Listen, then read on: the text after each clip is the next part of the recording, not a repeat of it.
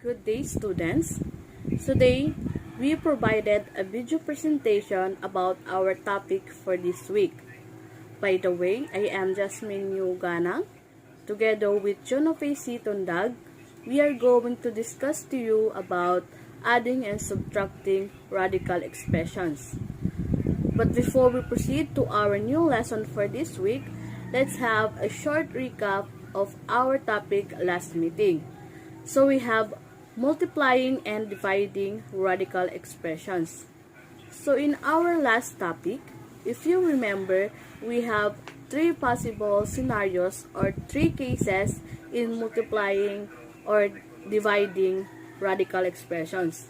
So first, we have similar indices and similar or different radicands.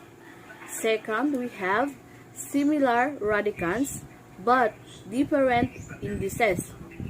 And last, we have different radicands and indices. So we also have the rationalization of denominator. So now let's talk about adding and subtracting radical expressions. In this lesson, we have two objectives. So first, at the end of this lesson, you are able to add and subtract similar radicals. You are also able to share on learning strategies to others. So to better understand our topic for this week, let's define first what are we going to consider in adding and subtracting radical expressions. So first, we have similar radicals. So when we say similar radicals, it has the same index and radicands. So, ibig sabihin, same siya ng value sa loob ng radical signs. Most common steps being done whenever you solve math problems is to add or subtract algebraic expressions that are similar terms. So, sa similar radicals, yun siya yung same lang ang index and same lang yung radicands. When we say index, yun siya yung radical sign. Or, for example, we have the square root, or we have 8 square root of 7 and 9 square root of 7. So, yung index natin doon, yung square root. Yung radicands naman natin, we have the 7. So, similar radical siya because same lang siya ng index and same lang siya ng radicands. So, now let's have similar terms. In similar terms, it has same variables with the same exponent. Terms with the same literal coefficient and the exponents of the literal coefficient should also be the same.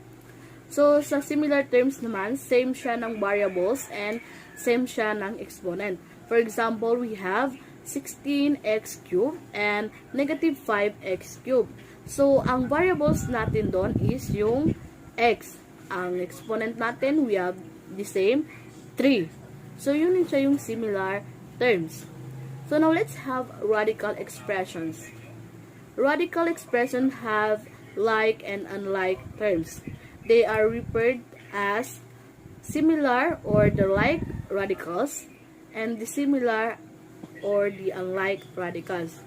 So, para mas maintindihan natin, let's have the definition of like radicals and unlike radicals. So, like radicals, radicals with the same indices and radicands. So, yun siya, para siyang similar radicals.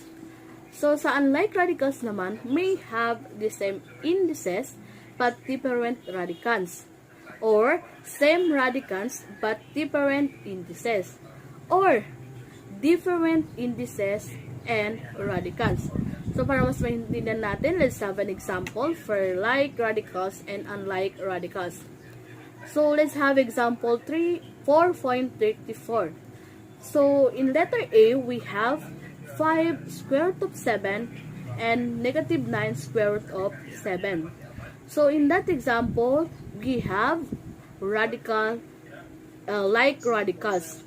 Kasi, we have same index and same radicals, which is yung index natin ay square root. At yung radicals naman natin, we have 7. So, kaya naging like radicals naman. So, tingnan naman natin yung letter B. So, sa letter B, we have square root of 6 and cube root of 6. So, sa letter B, unlike radical siya. Bakit? Di ba, according sa definition, same siya ng radicals, but hindi siya pareho sa index. So, dito sa example, letter B, sa first na given, square root ang hinanap. Then, sa next naman, cube root. So, magkaiba siya ng index, kaya naging unlike radicals siya. So, let's have letter C. 4 over 7, fifth root of x, and negative 19, fifth root of x.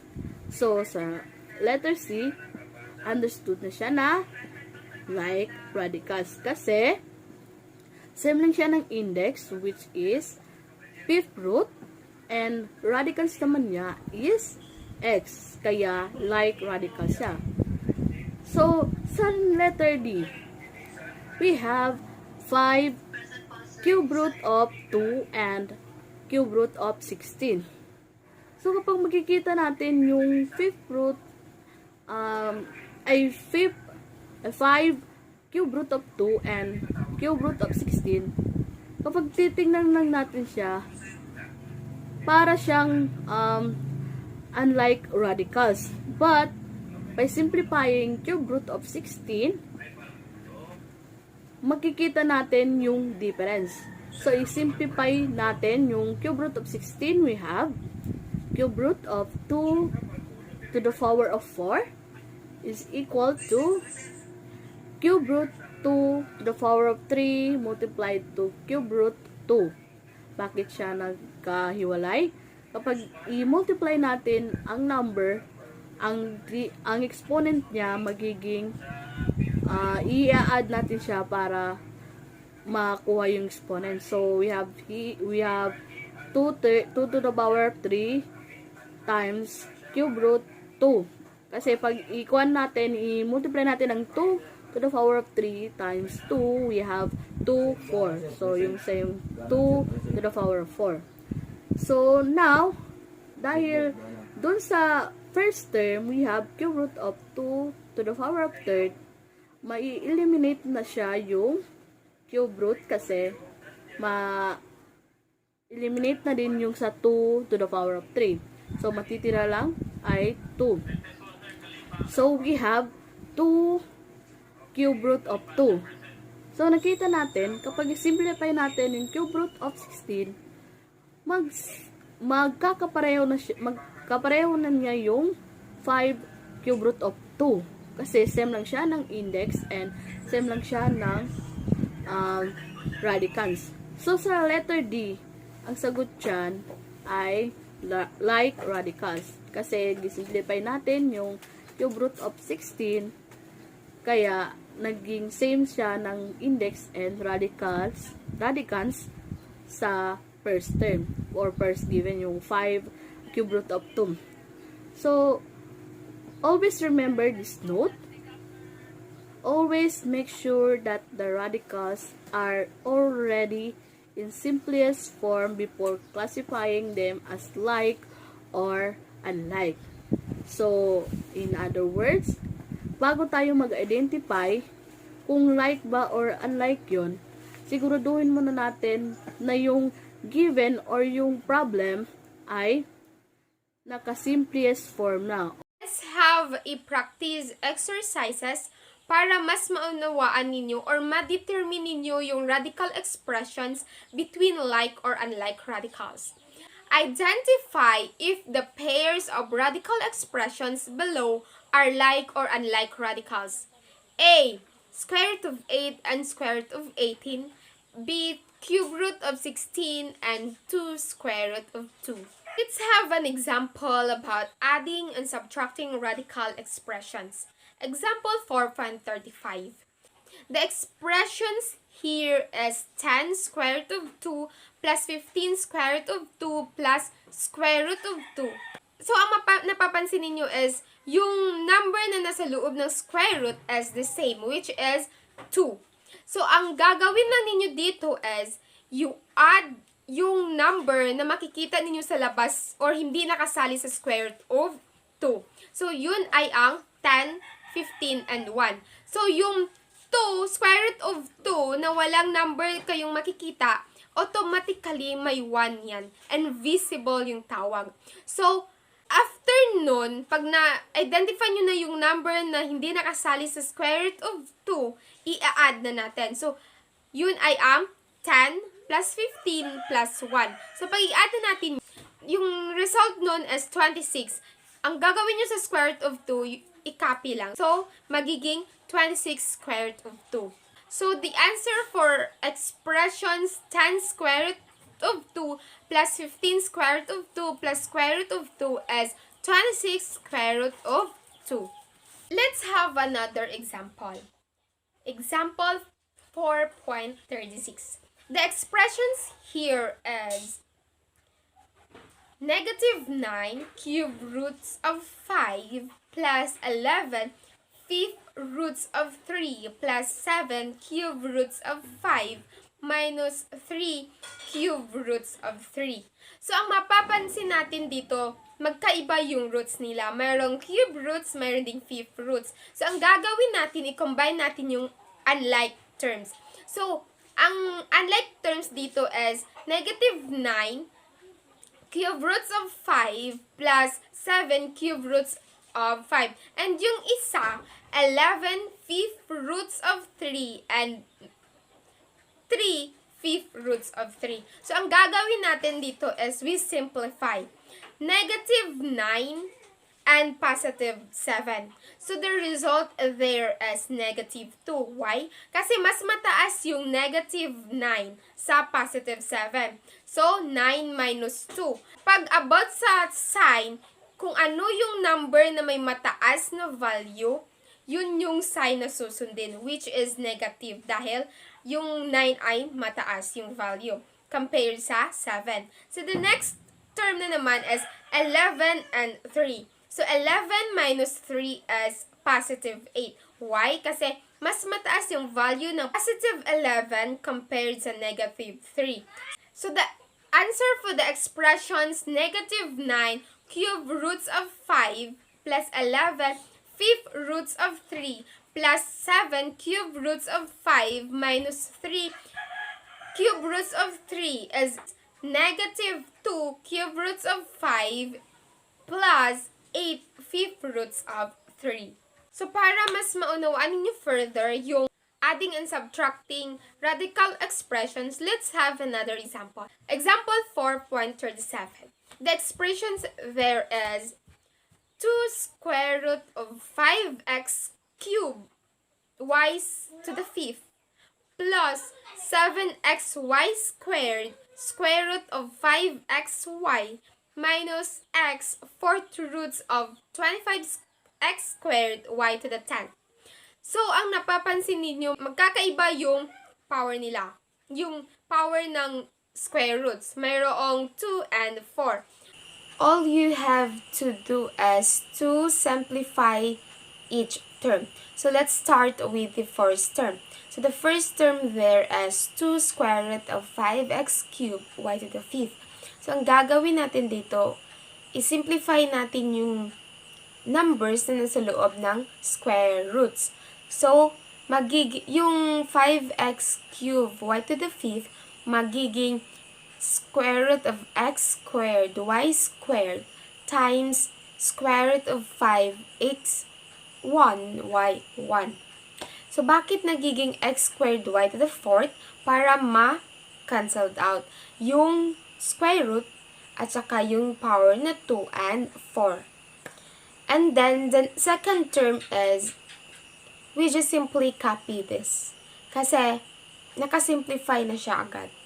And the third term, yung x, 4 roots of 25, x squared y to the 10. So, magiging 4 roots of y to the 8 times 4 roots of 5 squared, x squared, y squared.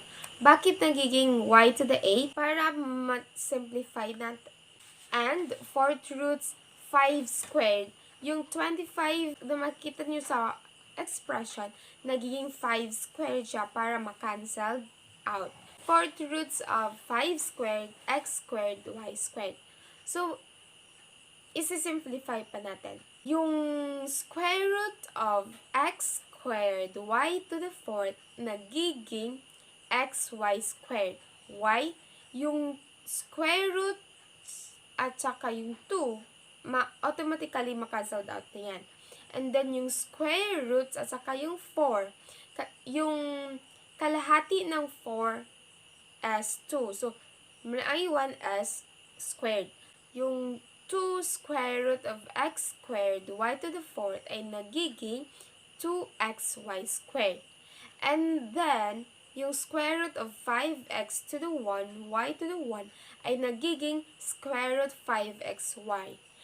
It's okay na hindi na natin lalagyan ng exponent na 1 kasi pwede naman itong invisible.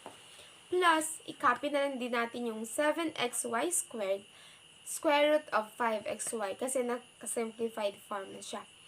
Punta na tayo sa third term, minus xy squared. So, saan galing yan? Yan ay galing sa x, 4th roots of y to the 8. So, yung 4th roots ng y to the 8 as y squared. And then, yung 4th, copy na natin yung 4th roots of 5 squared, x squared, y squared. So, after nun, yung 4th roots of 5 squared, x squared, y squared, nagiging square root of 5xy. Why? Kasi yung 4th roots of 5 squared is square root of 5. Kasi 4 minus 2 is 2. So, yun doon na lang sa square root. So, 4th roots of x squared, ang naiwan is square root of x. And then, yung 4th roots of y squared, magiging square root of y. So, yung 4th roots of 5 squared, x squared, y squared, ay nagiging square root of 5xy. So, yung naiwan, or yung simplified form na nila lahat ay 2x squared, square root of 5xy, plus 7xy squared, square root of 5xy, minus xy squared, square root of 5xy. So, mapapansin natin dito, yung numbers na nasa loob ng square root ay pareho na. So, ang gagawin lang natin, yung outside sa square root. Dito na natin i-apply yung adding and subtracting radical expressions. So, i-add natin yung 2xy squared and 7xy squared. So, yung sagot, 9xy squared. Yung 9xy squared, i-subtract natin sa minus xy squared na may invisible na 1 yung x. So, yung naiwan is, pag i-subtract natin yon 8xy squared. So, the answer for the expressions 2 square root of 5x cubed y to the 5th plus 7xy squared square root of 5xy minus x 4th roots of 25x squared y to the 10th is 8xy squared square root of 5xy.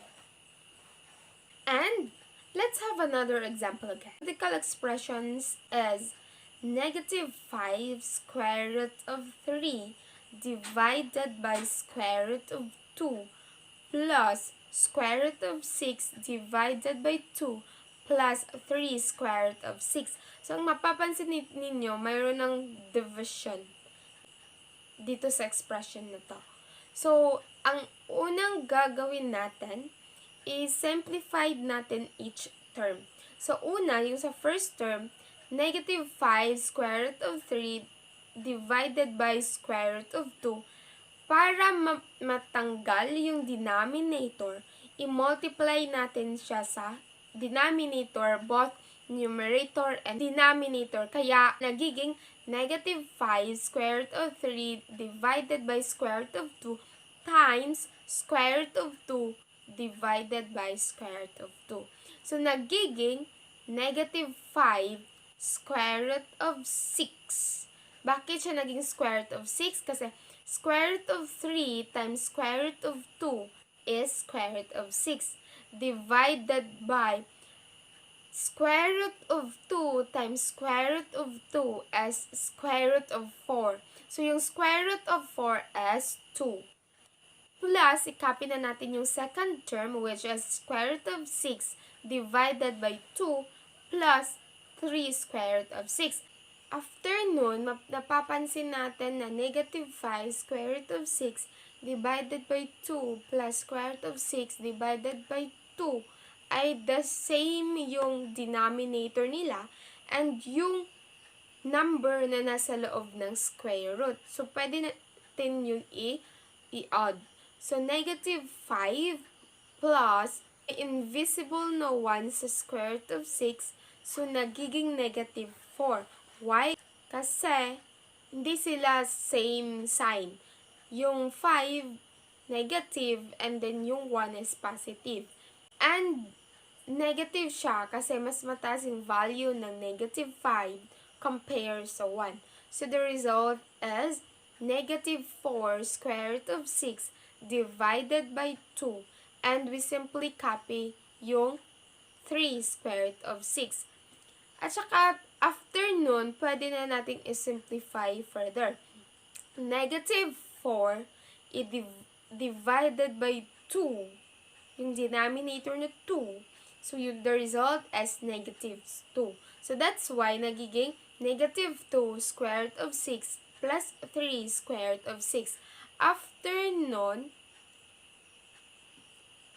and then, dito na natin ma-apply yung adding radical expressions. So, negative 2 plus 3 is positive 1. So, the result is positive 1. So, the answer for the radical expressions negative 5 square root of 3 divided by square root of 2 plus square root of 6 divided by 2 plus 3 square root of 6 is square root of 6. So, this time, ito-test natin yung understanding nyo about adding and subtracting radical expressions. So, let's have a practice exercises. Perform the indicated operations involving radicals. These are A. Negative 10 square root of 6 plus square root of 216 minus 6 square root of 6. Letter B. 16 cube roots of x to the 4th minus 2x cube root of x. C. 3 square root of 125 plus 4 fourth roots of 25 minus 40 square root of 5. So, that's the end of our discussion. Once again, this is your pre-service teacher, Chana Faye Tundag, and my co-pre-service teacher, Jasmine Gana. Thank you, and find enough time to answer your practice exercises. Wishing you all a best of luck for answering. Have a good week, everyone. Stay safe, everyone, and God bless us all.